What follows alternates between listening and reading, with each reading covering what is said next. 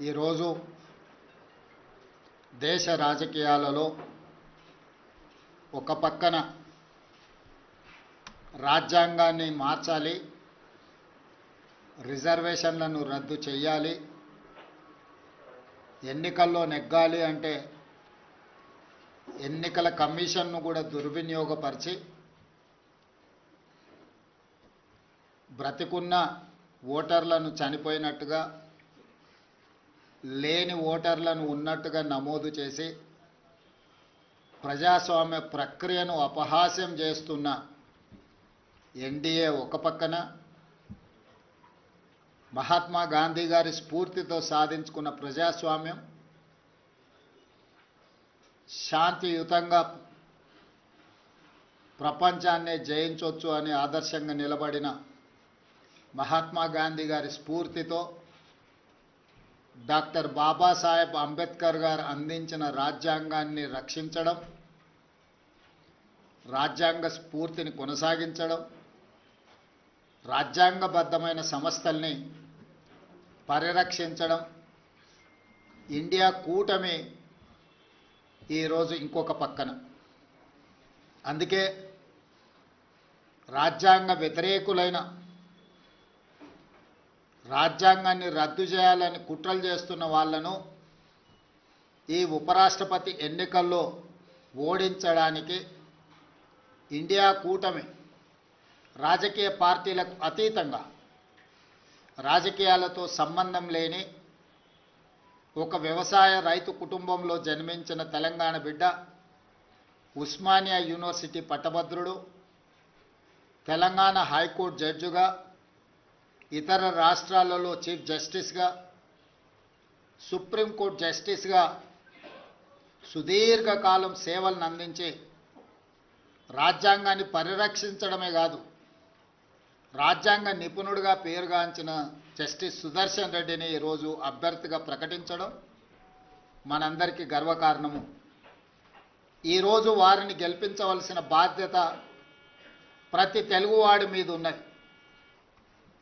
దేశ రాజకీయాలను ప్రభావితం చేయగలిగిన, దేశ ఆర్థిక వ్యవస్థను ప్రపంచంతో పోటీ పడే విధంగా తీర్చిదిద్దిన పివి నరసింహారావు గారి తర్వాత మళ్ళీ తెలంగాణ ప్రాంతానికి జస్టిస్ సుదర్శన్ రెడ్డిని ఇండియా కూటమి ఉపరాష్ట్రపతి అభ్యర్థిగా ప్రకటించడం మనందరికీ గర్వకారణము.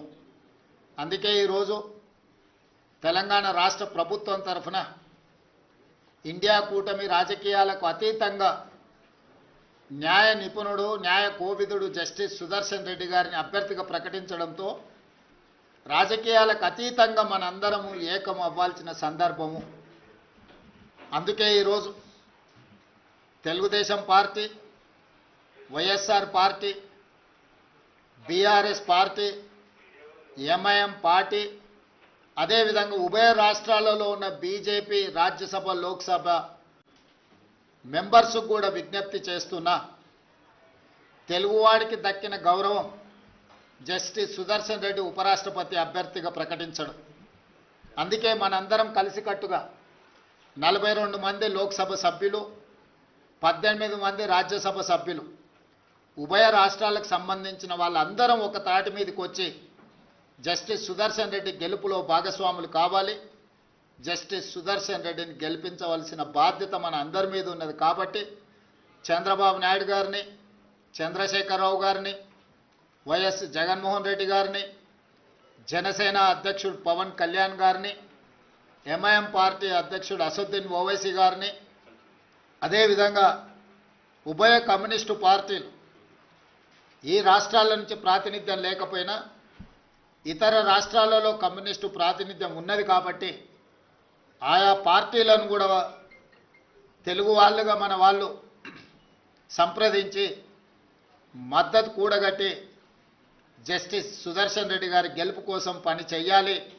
జస్టిస్ సుదర్శన్ రెడ్డి గారి గెలవడము ఇప్పుడు అవసరం.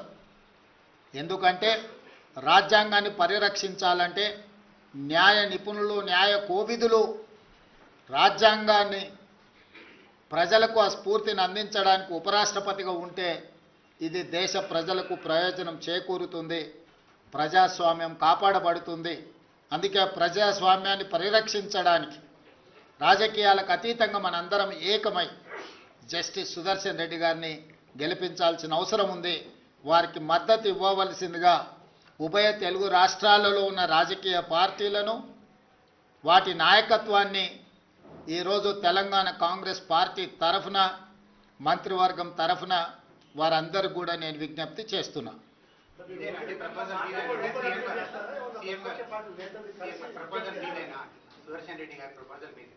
ఇండియా కూటమి ప్రతిపాదన ఇది రాజకీయ పార్టీలకు అతీతంగా ఇండియా కూటమి తరఫున అన్ని రాజకీయ పార్టీలను అడుగుతున్నాం.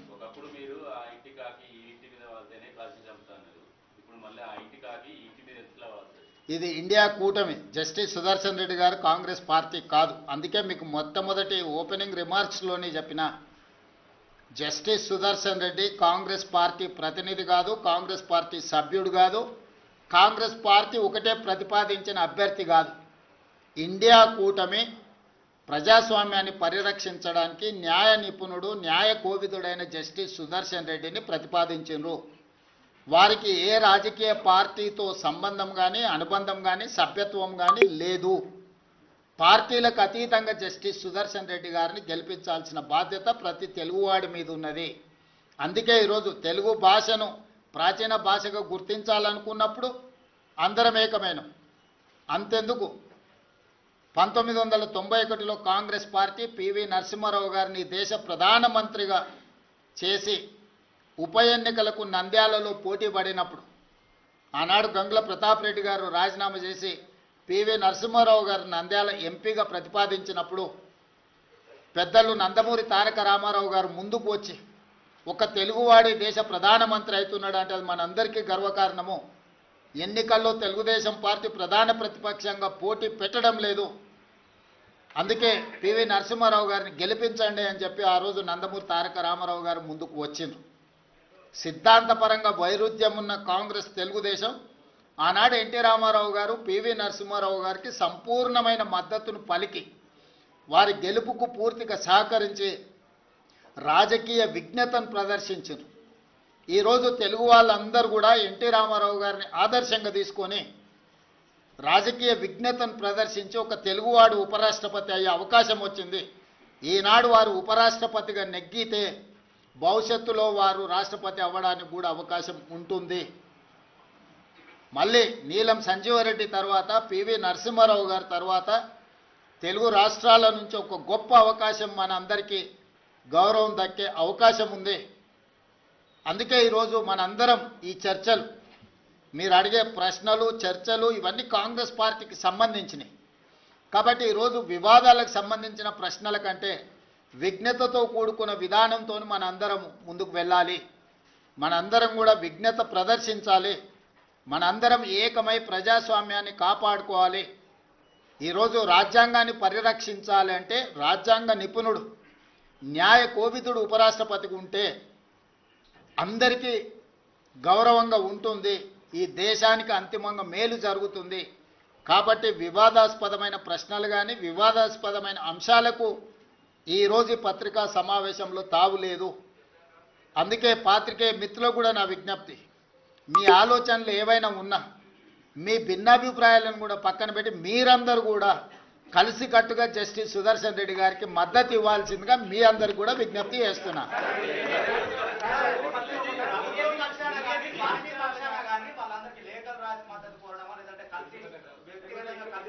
ఖచ్చితంగా మీ అందరి సూచన ఏ రకంగా ఉంటే ఆ రకంగా ముందుకెళ్తాం. ఏదైనా తెలుగు వాళ్ళందరినీ కూడగట్టడమే మా అందరి యొక్క ఉద్దేశము.